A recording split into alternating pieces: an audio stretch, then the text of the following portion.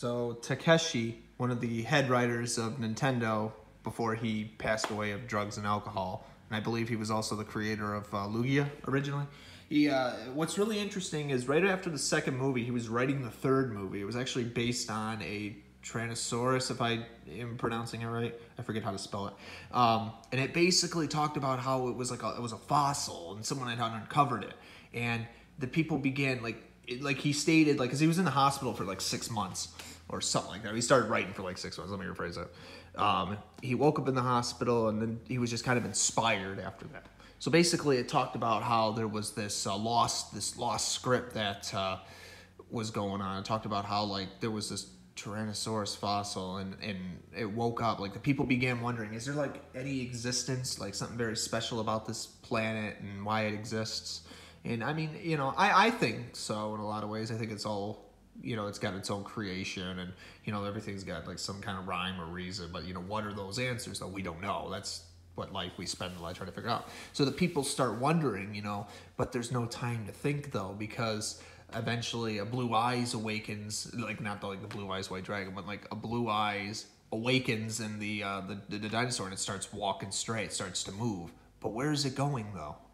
Well, sadly, we never get to know, because that Pokemon was, and I think one of them was actually a scrapped Pokemon, in Gen 2.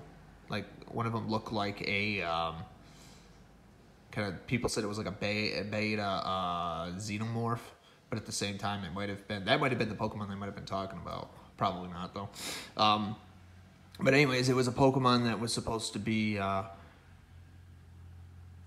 was a Pokemon that came back to life somehow, and its concept would have been very interesting if they would have found out why it came back to life, what was possessing it, why its spirit still haunts the place, and what else is beyond the all that the eyes can see.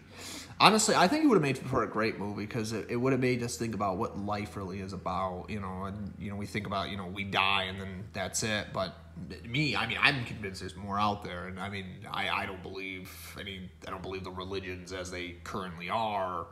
I think they're all just manipulative. So, but I just think it's really interesting. You look at some of these Pokemon concepts, and you really see how much difference that really can detain to, how much that can make for such a, for a movie it would be interesting, because Pokemon was always about adventure and exploring and trying to figure things out, and that would have been perfect, right? In that case, boom, right there, the supernatural. Even though that's been done over and over again, but this would have been interesting too. So, how that would have worked out, that would have been very interesting. But anyways, so yeah, I'll have to dig for more data on that. But it could have been about a Pokemon that we never even seen before. Maybe a fossil that had never been implemented. Kind of interesting, actually. It kind of makes me wonder, maybe it was a beta Pokemon that, because this was right around the time when Gen 2 was, coming out.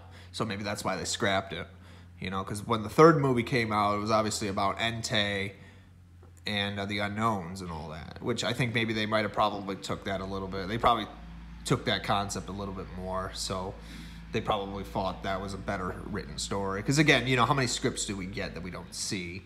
I wouldn't be surprised. They probably go through a lot of ideas, whether people like it or not.